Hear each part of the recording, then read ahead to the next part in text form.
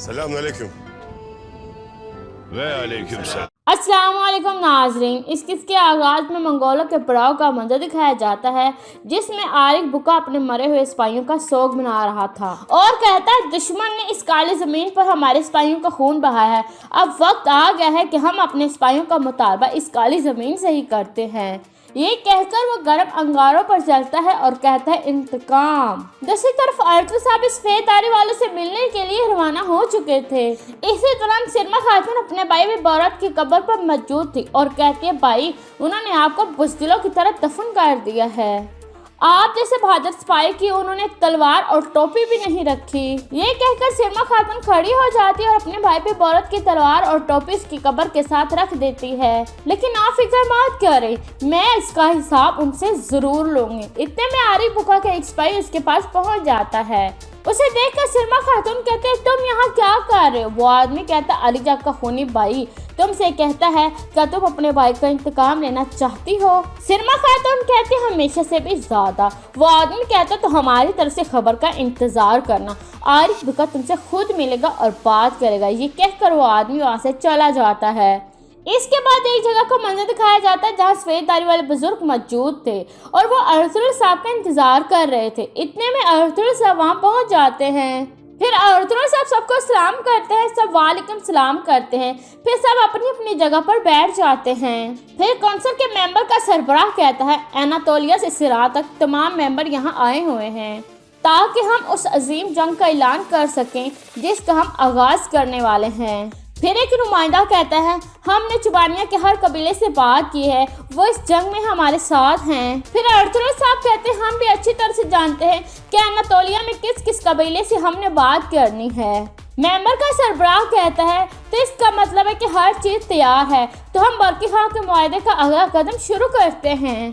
इसके बाद घोड़े चलाने, तलवारों को चलाने और मंगोलों के खिलाफ एक बड़ी जंग का ऐलान हो चुका है। फिर अर्तुल साहब कहते हैं बरकी खां का सफीर तुरंताई से मेरी मुलाकात हुई थी क्योंकि वो आरिफ बुका का शिकार हो गया था, लेकिन उसने मुझे सब कुछ बता दिया है कि वो सोना किस तरह हम हासिल कर सकते हैं। फिर कौंसिल का मेंबर कहता है उस मदद का पहला हिस्सा अनातोलिया में पहुंच चुका है, अब आप अच्छी तरह से जानते हैं कि आपको क्या करना है और किस तरह से उसे हासिल करना है।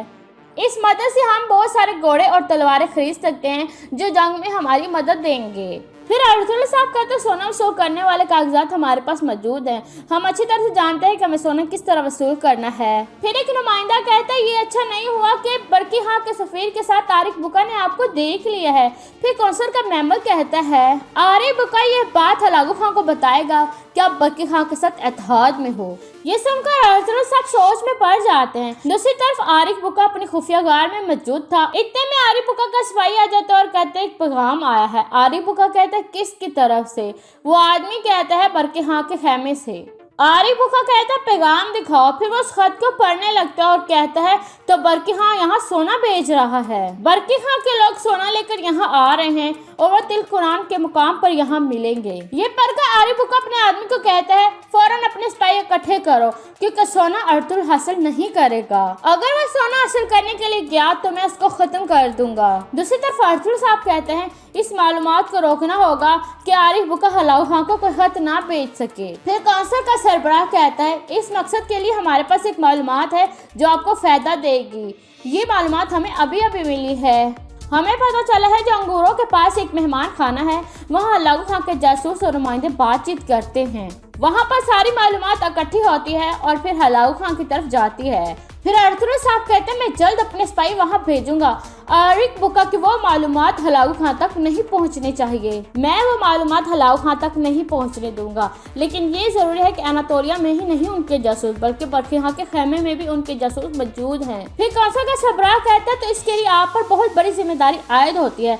बरकी खां का सफीर हमारे इस इलाके में शहीद हुआ है और ये बात बरकी खां को परेशान करेगी, इसलिए आप खुद जाएं बरकी खां के पास और उस जासूस को बेनकाब करें। फिर वो सब खड़े हो जाते हैं तो कौंसल का सरबराह कहता है आपके रास्ते में बहुत सारी मुश्किलात हैं अर्थुल। फिर अर्थुल साहब कहते हैं ये मुकद्दस रास्ता हमारे लिए बहुत जरूरी है। दूसरी तरफ आरिक बुका अपनी गार में खत लिख रहा था जिसमें वो लिखता है उस संदूक को छीनने वाला, केज का उसको भगाने वाला और अलीजब को मारने वाला कई कबीले का सरदार अर्थुल है।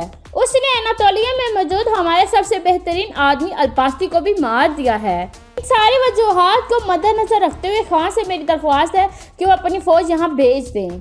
दूसरी तरफ अर्थुल सब अपने खेमे में पहुंच जाते हैं और वो गुलदारों को बताते हैं कि बरकी खां हमारी तरफ सोना भेज रहे हैं, लेकिन वो खतरे में है क्योंकि बरकी खां के पास एक मंगोल जासूस है। उस जासूस ने मंगोलों को बता दिया होगा कि सोना आ रहा है, इसलिए मंगोल जाल बिछा सकते हैं, आप मुहतात रहिएगा।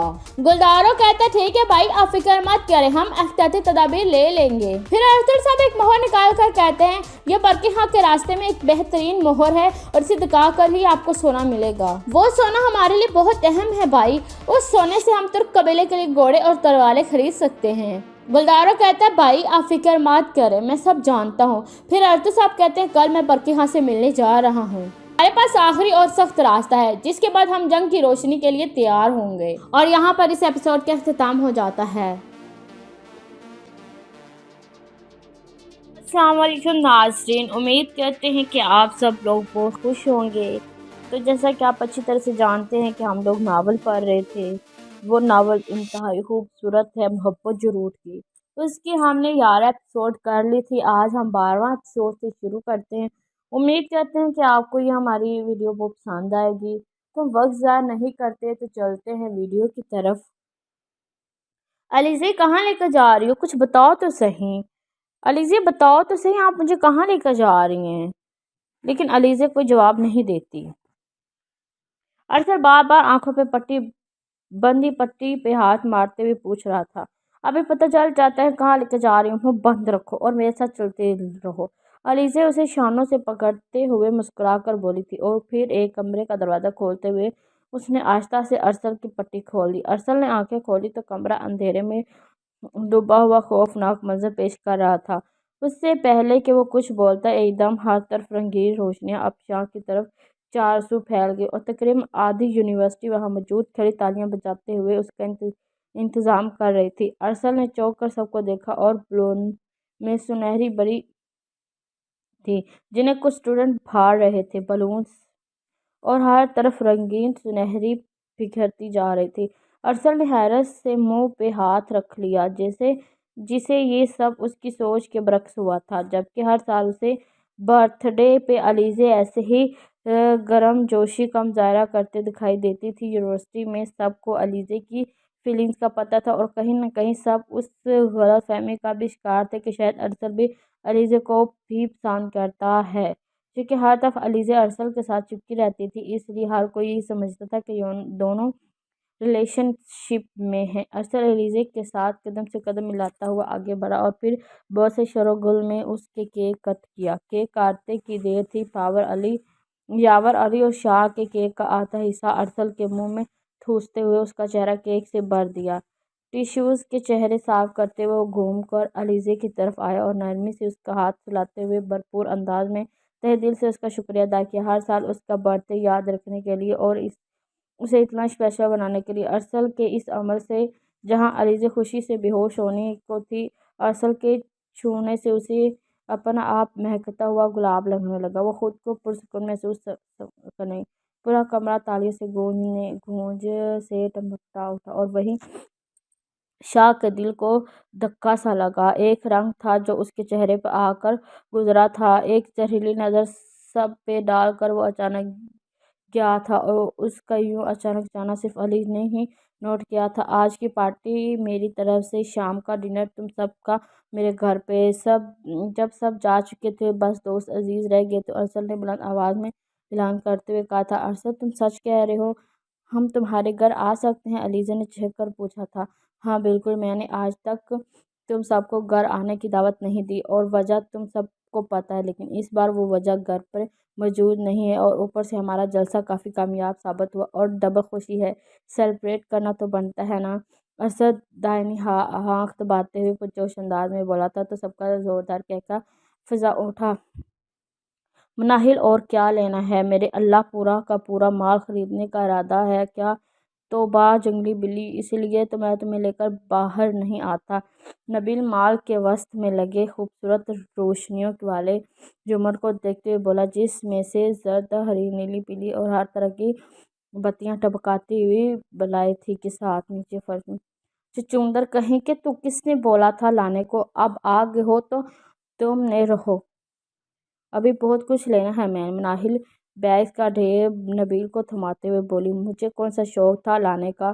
وہ تو اس دن تمہیں ڈانٹ دیا تھا تو سوچا میں دعویٰ کر دوں، ورنہ خالہ کچھ کہتے لگاتی رہو گی کہ آنٹی کے گھر پہ کیا کیا ظلم توڑے گئے مجھ پہ۔ نبیل منہ پہ زاویے ٹیڑھے کرتے ہوئے بولا اور ساتھ ساتھ تیز تیز اس کے ساتھ چلتا رہا، بے فکر ہو، وہ تو اب میں بھی لگانے والی ہوں۔ تم نے مجھے جتنا تنگ کیا ہے نا، ایک ایک بات مما کو بتاؤں گی۔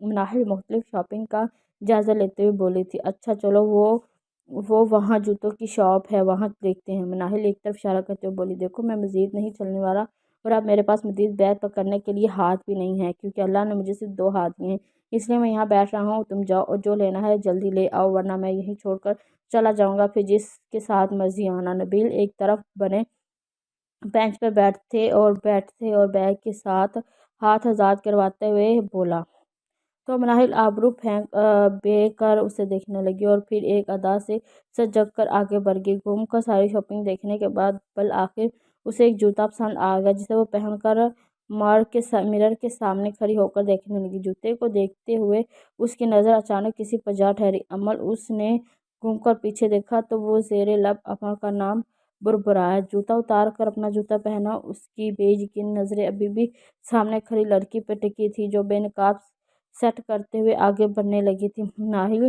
نے لپک کر اس کے شانے کو چھوتے ہوئے پکارا تھا، ایکسکیوز می بات سنیں میم، تو آپ کا یہ والا جوتا پیک کر دیں، کیا یہ فائنل ہے؟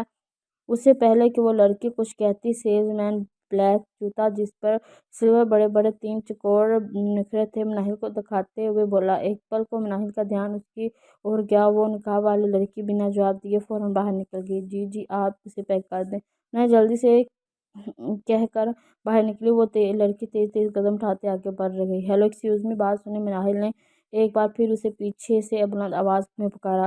اوہو جنگلی بلی، کیوں حلق کے بلب چلا رہی ہو؟ کیسے آواز دے رہی ہو؟ نبیل اس کا بازو پکڑ کر روکتے ہوئے بولا تو مناہل یکدم ہوش میں آئی۔ نبیل میں نے ابھی عمل کو دیکھا اور وہ اندر تھی اور ابھی یہاں سے گزر گئی تھی۔ مناہل اچھلتے ہوئے بولی، دماغ چل گیا ہے کیا؟ عمل یہاں کیسے آ سکتی ہے؟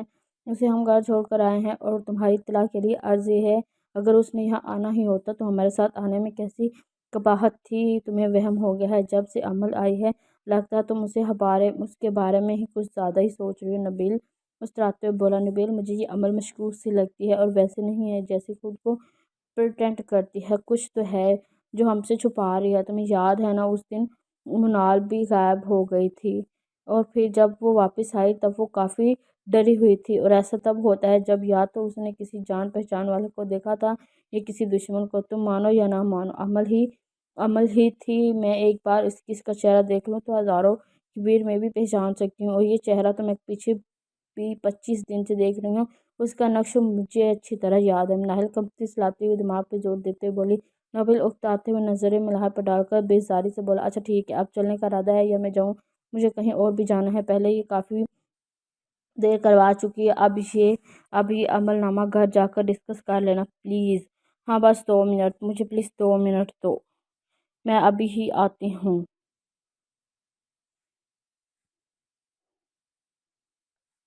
اب مناہل اسے بیزاری سے بھانکتے ہوئے بولی۔ مناہل اس کی بیزاری بھانکتے ہوئے جلدی سے بول کر اندر گئی۔ پینٹ کر کے پارسل لیا اور انہیں قدموں پر دوڑتی ہوئی واپس آئی، اور پھر وہ نبیل کے ساتھ قدم سے قدم ملا کر چلنے لگی، لیکن دماغ میں جکر چلنے لگے تھے۔ ایک تو کافان سا برقع پہنا ہوا تھا اور وہ علی ایک ساتھ یونٹ سے نکلے تھے، ایک دوسرے سے بات کرتے تھے، جبھی بڑی سی لینڈ کروزر ان کا راستہ کاٹ کر گاڑی ان کی گاڑی کے سامنے کھڑی کر دی۔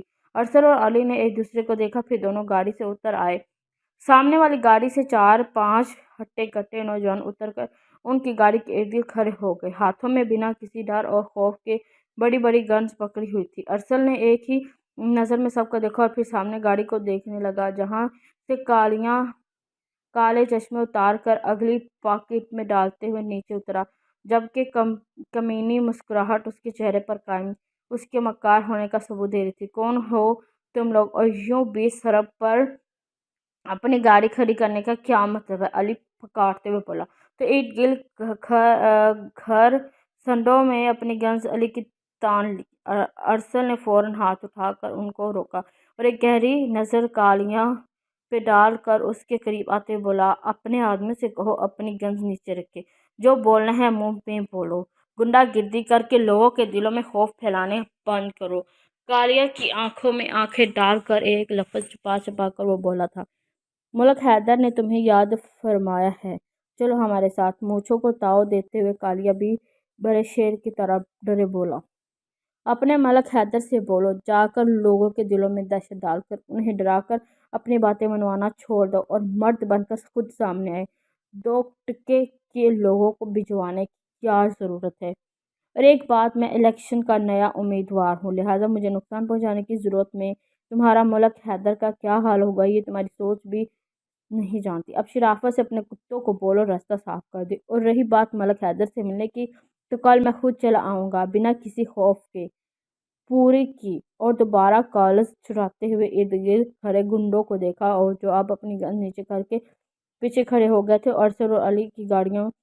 ارسل اور علی گاڑی میں بیٹھ کر گاڑی آگے بڑھا لے گیا۔ کالیہ ٹکی باندھے بس اسے دیکھتا رہ گیا۔ گاڑی سے بیگز نکل کر بنا کچھ بولے وہ اندر چلی گئی۔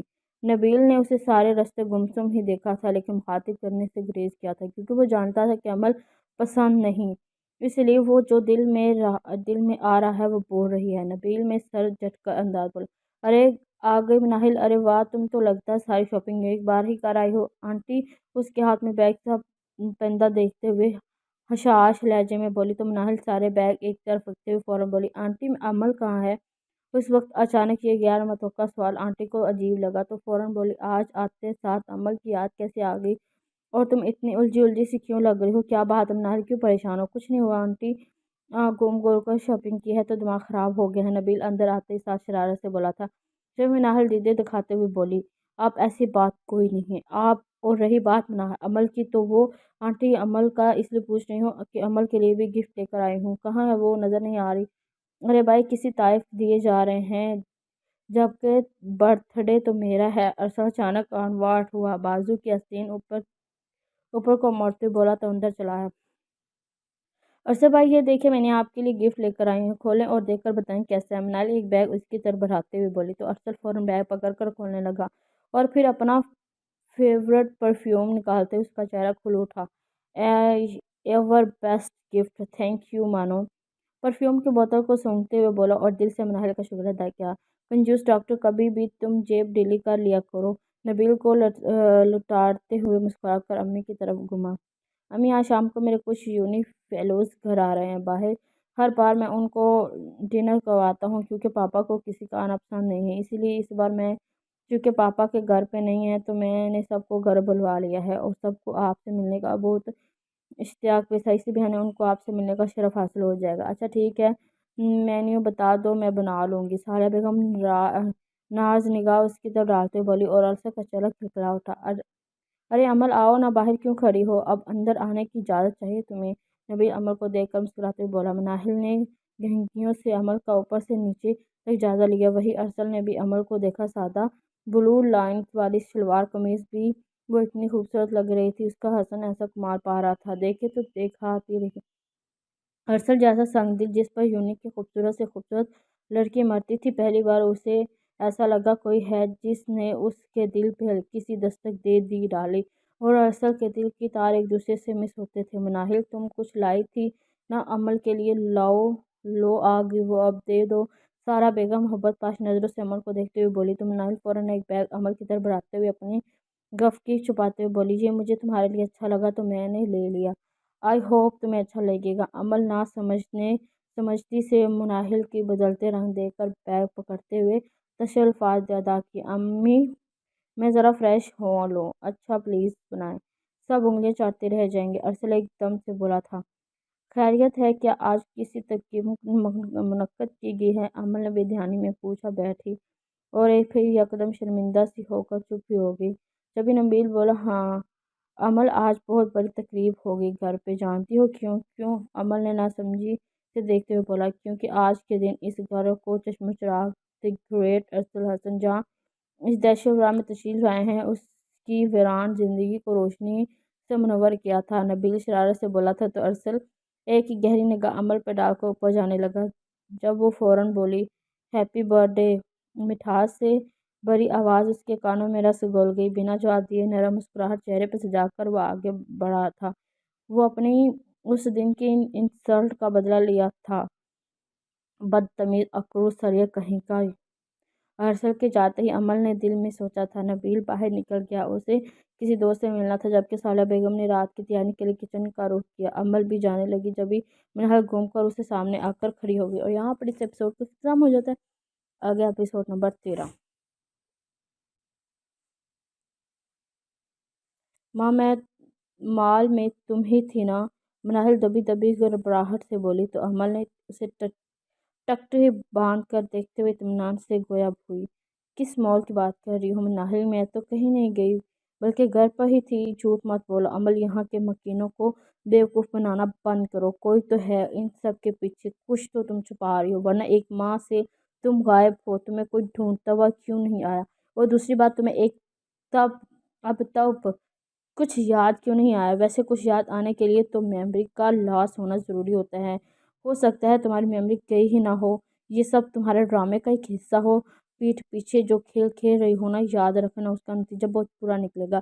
ये इस घर के मकीनों की अच्छाई है जो उन्होंने तुम्हें बिना छान बीन के पनाह दे दी। जबकि यकीन करो, उनकी जगह कोई और होता तो तुम्हें घर ले जाने की बजाय सीधा पुलिस स्टेशन ले कर जाता। इसलिए उन लोगों की मोहब्बत भरी फीलिंग्स का मजाक उड़ाना बंद करो। और उससे पहले वो मजीद बोलती अमल झट कर बोली, एक मिनट नाहिल, बिना सबूत के इल्ज़ाम तराशी करना बंद करो। मुझे ज़रूरत नहीं है यहाँ के लोगों को बेवकूफ़ बनाने की। मैं इन सब से मोहब्बत की कदर करती हूँ। और मैंने कहा ना कि मैं कहीं नहीं गई। यकीन नहीं आता तो अपनी आंटी से पूछ लो। और हाँ, आइंदा इल्ज़ाम लगाने से पहले सोच लेना। मरते मरते रुककर शहादत वाली उंगली उठाते हुए तैबैया की थी। और कितना झूठ बोलोगी अमल, और कब तक झूठ बोलोगी? चलो ठीक है, तुम गेम खेलना चाहती हो ना? मुझे भी गेम बहुत अच्छी लगती हैं, स्पेशली हाइड एंड सीक। तुम गेम खेलो, मैं देखती हूँ जीत किसकी होती है, सच की या झूठ की। दोनों उंगलियों से उसकी आंखों की तरफ इशारा करते हुए बोली और बैग उठाकर निकल गई। अमल ने दूर तक उसे देखा और अफसोस से सर झटकर बाहर निकल आई। घर के कोने कोने से इश्तियाक अंगेज खानों की महक उठी हुई बाहर लॉन तक आ रही थी। यूनी के कुछ दोस्त आ चुके थे। लॉन में मेज़ कुर्सियां सजाई गई थी। मौसम यकदम निखर सा गया था। हवा की तेजी से मेन डोर पे लगी डोरबेल जब जब एक दूसरे के साथ टकराती तो एक शोर सा होने लगता, मानो जैसे कोई।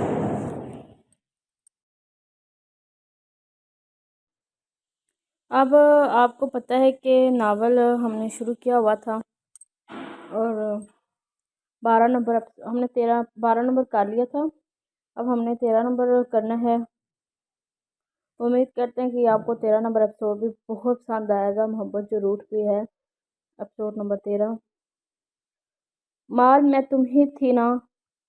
वो दबी दबी आवाज़ों में कह रही थी। तो हमने सॉरी अमल, अलीज़े से बाय मिस्टेक। अरसल की बात पूरी होने से पहले ही अमल वहाँ से तेज तेज कदमों कदमों से चलते हुए मेन डोर पार कर गई। तो एक बार फिर से डोर बेल ने हल्का सा शोर करके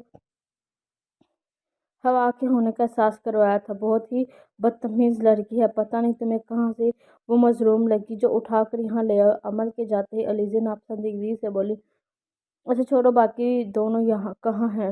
پہلے ہی لیٹ آئی ہو، اب ان کو کہاں چھوڑ آئی ہو؟ ارسل باہر کی طرف دیکھتے ہوئے بولا تو علیزے نے بیزاری سے بولا راستے میں ہیں، ان کو یاد آیا کہ تمہارے لیے کچھ لینا نہیں، اس لیے راستے سے ہی دونوں نکل گئے اور میں تمہارے سامنے ہوں۔ تمہیں دوسروں کی پڑی ہے، چلو نا، مجھے آنٹی سے ملوا، بہت شوق ہے ان سے ملنے کا۔ علیزے اس کا بازو پکڑتے ہوئے خود ہی اندر کی طرف کھینچ کر لے جاتے ہوئے بولی تھی، کھانا بہت لذیذ بنایا تھا آنٹی، سچ میں جتنی تعریف سنی تھی ارسل سے اس سے کہیں زیادہ مزیدار کا بنا ہوا ہے۔ آنٹی ایک بات کہوں، اگر آپ کو برا نہ لگے تو؟ علیزے بات کرتے کرتے جھجک کر رکی تھی۔ وہ اپنی گہری جھیل جیسی آنکھوں گھما کر ارسل کو دکھا تھا، تبھی سہلا بیگم مسکرا کر بولی، ارے بیٹا برا کیوں لگنا ہے، تم بولو کیا کہنا چاہتی ہو؟ وہ آنٹی میں یہ کہنا چاہ رہی ہوں، آج آپ سے مل کر بہت اچھا لگا، ماں کا پیار ہوتا ہے یہ تو میں نے کبھی جانا ہی نہیں، بہت چھوٹی تھی جب میری ماما مجھے چھوڑ کر چلی گئی، تو کیا میں جب دل چاہے آپ سے ملنے یہاں آ سکتی ہوں؟ اگر آپ کو برا نہ محسوس ہو تو کیوں نہیں، تمہارا دل جب دل کر تم آ سکتی ہو، مجھے خوشی ہوگی۔ سالہ بیگم اس کے سر پہ پیار سے ہاتھ رکھتے ہوئے کہا تو علیزے نے مسکراتے ہوئے ان کے ہاتھ چوم لیے۔ ارسل کے سارے دوست بہت خوش تھے، یقیناً انہیں ارسل کے گھر کی دعوت بہت پسند آئی۔ تعریفی کلمات ادا کرتے ہوئے سب نے اجازت لی۔ عمل سب کے جاتے ہی الٹے قدموں سے واپس پلٹنے لگی تو ارسل نے اسے روک لیا۔ آئی ایم سوری، میں علیزے کی طرف سے سوری کرتا ہوں، اس نے جان بوجھ کر کچھ نہیں کیا، جو ہوا انجانے میں ہوا، پلیز مائنڈ مت کرنا۔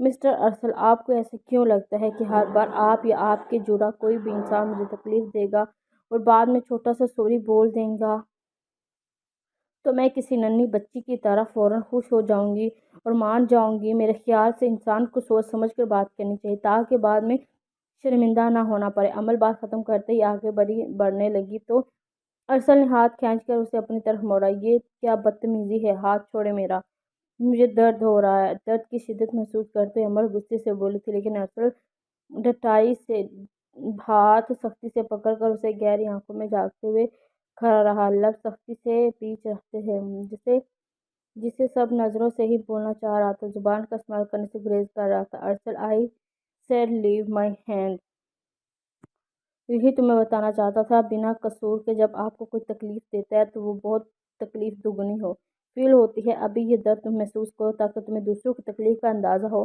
جو تم بنا کسی قصور کے دیتی ہو۔ صحیح کہتے ہیں کہنے والے انسان جب تک خود تکلیف محسوس نہ کرے اسے دوسروں کی تکلیف کا اندازہ کبھی نہیں ہوتا۔ عمل بی بی، تمہارا دماغ ہر وقت جو ہوا کے گھوڑے پہ سوار رہتا ہے نا، اسے درست کرو اور آسمان کے نیچے لے آؤ، ورنہ مجھے بہت سے طریقے آتے ہیں خراب دماغ درست کرنے کے۔ وہ شہادت والی انگلی عمل کی کن پٹی پر رکھتے ہوئے باور کروا رہا تھا کہ تم ارسل جہاں کے گھر پہ رہ رہی ہو اور وہاں اس کی مرضی چلتی۔ عمل کی آگ برساتی نظروں نے اسے دیکھا اور اس کے ہاتھ کو جھٹکے دے کر پیچھے ہوئی۔ میں آپ کی جاگیر نہیں ہوں ارسل جہاں، لہٰذا اپنے آپ پر اور اپنے الفاظوں پر کنٹرول رکھیں، کیونکہ میں کوئی باندھی نہیں ہوں، ایک مکمل آزاد انسان ہوں جو نہ تو آپ کی جاگیر ہوں اور نہ ہی آپ کے غلام ہوں۔ میری مدد کی آپ کا احسان تھا، لیکن اگر آپ چاہتے ہیں اس احسان کی قیمت میں ساری زندگی آپ کی غلامی کر کے ادا کروں گی تو آپ غلط سوچتے ہیں۔ دو ٹوک بات کر کے وہ وہاں سے چلی گئی۔ آج وہ فرصت ملک حیدر سے ملنے آیا تھا۔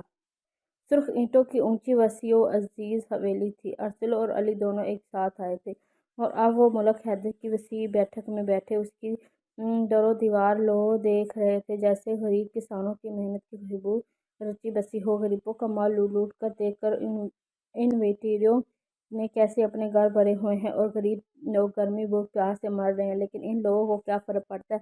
ارسل دبے دبے غصے سے بیٹھک کے کچھ بولتا ملک حیدر سفید سوٹ پہنے قمیض کی تریک ٹھیک کرتے ہوئے اندر داخل ہوا۔ پتری، بڑا انتظار کروایا ہے، تم سے ملنے کا بڑا جی تھا میرا۔ ارسل کی طرف دست بوسی کے لیے ہاتھ بڑھاتے ہوئے بولا تھا، مجھے بھی آپ سے ملنے کا بڑی خواہش تھی۔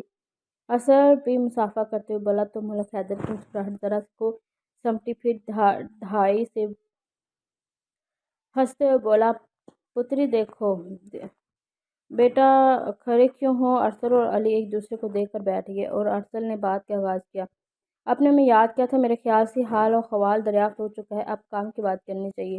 ہاں ہاں کیوں نہیں، ارے تم ہماری قوم کے نئے امیدوار ہو، اور یقین جانو ہمارے ملک کو تمہارے جیسے طاقتور اور دلیر بندے کی ہی ضرورت ہے۔ تمہارے ابا حضور کو میں بہت اچھی طرح جانتا ہوں، بڑا اچھا تعلق ہے ہمارے، اکثر ملاقات ہوتی رہتی ہے۔ اب تو ہماری دوستی اور بھی گہری ہو جائے گی، اور دیکھنا اس بار کے الیکشن تم ہی جیتو گے۔ ہر بار میرا ووٹ سلیمان چنگیزی کو جاتا ہے، اب سے میرا ووٹ تمہیں جائے گا۔ پریشان ہونے کی ضرورت نہیں ہے، تمہیں کسی قسم کی مدد چاہیے ہو تو میں ہوں نا۔ وہ پھر بظاہر سی بات ہے، جس کی طاقت اسی کا پیسہ اور اسی کا ووٹ۔ اب سے یہ طاقت تمہاری تو ووٹ بھی تمہارا۔ تمہارا حق نہیں جانا چاہیے نا۔ ملک مسکراتے ہوئے دل جوئی سے بولا تھا، لیکن اب ہماری مدد کرنا کیوں چاہتے ہیں؟ اسے آپ کو کیا فائدہ ہوگا؟ ارسل بغور اس کی بات سنتے ہوئے بولا تھا، فائدہ اور نقصان تو زندگی کا حصہ ہے، ساتھ ساتھ چلتا ہے۔ ہمارے پاس پیسہ ہے اور تمہارے پاس دماغ کے ساتھ ساتھ طاقت بھی ہے، اور جب یہ تینوں چیزیں آپس میں مل جائے تو دنیا چلا سکتی ہیں۔ تمہارے ابا کا ایک نام میں معروف بزنس مین کے نام سے جاتا ہے، اور اب بیٹا سیاست میں آ رہا، تو سوچے میری الگ پاور ہے، تو جب یہ تینوں پاور ایک ہو جائیں گی تو کیا کیا کر سکتے ہیں۔ وہ نہ جانے کیا سوچتے ہوئے بول رہا تھا، ایسا لگتا تھا کہ اس کے خالی ہونٹ ہل رہے تھے، دماغ کے پرزے تو کہیں اور ہی اڑنے لگے تھے۔ ارسل نے تعجب سے علی کو دیکھا اور پھر ایک مسکراہٹ چہرے پہ لاتے ہوئے ملک حیدر کو دیکھنے لگا۔ دوسری طرف مناہل آج پھر سے عمل کی غیر موجودگی میں اس کے کمرے میں دبے پاؤں بلی کی چال چلتے ہوئے داخل ہوئی تھی۔ بیڈ کے سائیڈ ٹیبلز چیک کیے، وہ جلدی جلدی میں نظر باہر کی طرف رکھتے ہوئے احتیاط سے قدم اٹھاتے ساری چیزوں کو تلاشی لے رہی تھی۔ بیڈ کے کشن اٹھا کر پیچھے کر کے واپس رکھنے لگی تو اس کی نظر کشن کے نیچے پڑے نئے موبائل پر پڑی تھی۔ اس کی چمک دمک سے ہی لگ رہا تھا کہ وہ نیا موبائل ہے۔ ناہل نے موبائل اٹھا کر الٹ پلٹ کر دیکھا تو موبائل کی اسکرین روشن کی تو سارا موبائل چیک کیا، سارے موبائل خالی تھا، بس کنیکٹنگ لسٹ میں این کے نام سے ایک نمبر سیو تھا۔ ناہل مڑی تو ٹک ٹک کر رک گئی۔ عمل ٹٹکی باندھے اسے دیکھ رہی تھی اور چہرے پر سخت تاثرات تھے۔ ناہل ایک پل کے لیے شرمندہ سی ہوئی، لیکن پھر اگلے ہی پل یہ سوچ کر چوری تو عمل کر رہی ہے، پھر وہ کیوں ڈرے، اور اب وہ آگے اور موبائل اس کی آنکھوں کے سامنے لہراتے ہوئے بولی، تمہاری تو میموری لاس ہوئی ہے نا، تمہیں تو کچھ بھی یاد نہیں ہے، پھر یہ موبائل تمہارے پاس کیا کر رہا ہے؟ جب کچھ یاد ہی نہیں تو کس سے بات کرتی اور کیا کرتی؟ میں نے پہلے بھی سمجھایا تھا کہ تم غلط سوچ رہی ہو اور مسلسل غلط ہی کر رہی ہو، اور میرا کمرہ ہے، تمہیں کوئی حق نہیں بنتا میری غیر موجودگی میرے کمرے میں آنے کی اور تلاشی لینے کی۔ اس دن تو بڑی بڑی باتیں کر رہی تھی، بنا اجازت کے کسی کے روم میں جانا بیڈ مینرز ہوتے ہیں، اب تمہارے مینرز کہاں گئے؟ یا پھر میں یہ سمجھوں کہ یہ الفاظ بس دوسروں کی حد تک ہیں، تم اپنے یہ سب لاگو نہیں کرتی ہو؟ میرا موبائل واپس کرو۔ عمل کینہ توز نظروں سے دیکھتے ہوئے بولے اور ساتھ ہی آگے بڑھ کر موبائل پکڑنے لگی، جیسے بڑی ہوشیاری سے مناہل کو پیچھے کھینچا تھا۔ اچھا میں غلط سوچ رہی ہوں تو تم اتنا ڈر کیوں رہی ہو؟ سچ بولنے والے ایسے ڈر نہیں کرتے۔ ارے دیکھو میں تمہیں تو پسینہ بھی آ رہا ہے، چلو آج تمہاری اس کھیل کا دی اینڈ کرتے، چلو میرے ساتھ۔ مناہل تم غلط کر رہی ہو، میری بات تو سنو۔ عمل اپنا ہاتھ چھڑانے کی صحیح کرتے ہوئے التجا کرتے ہوئے بولے، لیکن مناہل اس کا ہاتھ سختی سے تھامے ہال کا دروازہ پار کر چکی تھی۔ مناہل میری بات تو سنو، اب جو کہنا سننا ہے آنٹی کے سامنے کہنا۔ موبائل دانت پستے ہوئے بولی، ارے یہ کیا ہو رہا ہے مناہل بیٹا، یہ سب کیا ہو رہا ہے؟ عمل تم رو کیوں رہی ہو؟ مناہل ہاتھ چھوڑو اس عمل کا، کیا ہو رہا ہے یہاں؟ عمل کا سستا ہوا چہرہ جبکہ مناہل کا غصے سے لال پیلا پڑا تھا، ایک بار آنٹی تفتیش میں پوچھا، یہ سب تو عمل بتائے گی آپ کو کہ کیا ہوا ہے اور کیوں ہوا ہے؟ کیوں عمل ٹھیک کہہ رہی ہے نا؟ عمل کی آنکھوں میں جھانکتے ہوئے تمسخانہ انداز میں بولی۔ مناہل بیٹا کیا ہوا ہے؟ تم دونوں میں کوئی جھگڑا ہوا ہے کیا؟ آنٹی جھگڑا وہاں ہوتا ہے جہاں رشتہ ہو، اور میرا عمل کے ساتھ کوئی تعلق کوئی رشتہ نہیں ہے۔ آپ لوگ تو بہت بھولے ہیں، اس نے جو کہانی سنائی وہ آپ نے مان لی، لیکن میں اس معصوم چہرے کے پیچھے چھپی ساری چالاکیاں دیکھ سکتی ہوں۔ آپ نے ہی کہا تھا نہ عمل کی میموری لاس ہوئی ہے، تو اسے پوچھے یاد کہ اسے کچھ یاد بھی نہیں، سب جھوٹ ہے۔ سچ تو یہ ہے کہ اس کی میموری کبھی گئی ہی نہیں تھی، یہاں کسی مقصد کے تحت آئی ہے۔ کیا ہو رہا ہے یہاں؟ وہ مناہل تم نے کیوں شور مچایا ہوا ہے؟ نبیل سیڑھیاں اترتے ہوئے آیا تھا، آ جاؤ تم بھی آ جاؤ، تمہاری بہت چھیڑتی ہے نا یہ عمل، تم بھی سن لو، یہ ایک نمبر کی فراڈ ہے، جب سے آئی ہے مسلسل جھوٹ پہ جھوٹ بول رہی ہے۔ یہ سب کیا بکواس ہے؟ مناہل کیا کہنا چاہتی؟ صاف صاف بات کرو۔ پاس کھڑی آنسو بہاتی عمل پہ نظر ڈال کر نبیل تن کر بولا، یہ دیکھیں آنٹی، یہ نیو موبائل یہ مجھے عمل کے تکیے کے نیچے سے ملا ہے۔ آپ بتائیں، ایک لڑکی جسے کچھ یاد نہیں، اسے موبائل کی کیا ضرورت بھلا؟ اور دوسری بات یہ، موبائل عمل کے پاس کہاں سے آیا؟ آخر موبائل کی کیا ضرورت ہے؟ ناہل موبائل آنٹی کی طرف بڑھاتے ہوئے بولی۔ آنٹی نے بے یقین نظروں سے عمل کو دیکھتے ہوئے موبائل پکڑ لی اور عمل کے قریب آتے ہوئے پوچھا، عمل بیٹا، یہ سب کیا ہے؟ یہ موبائل تمہارے پاس کیسے آیا؟ اور کیا ضرورت ہے تمہیں موبائل کی؟ اور کہاں سے آیا موبائل؟ کس نے لا کر دیا؟ تم کیا چھپا رہی ہو؟ عمل پلیز میری طرف دیکھو۔ امی، آپ عمل سے کیوں پوچھ رہی ہیں؟ میں بتاتا ہوں، یہ موبائل عمل کو میں نے لا کر دیا ہے۔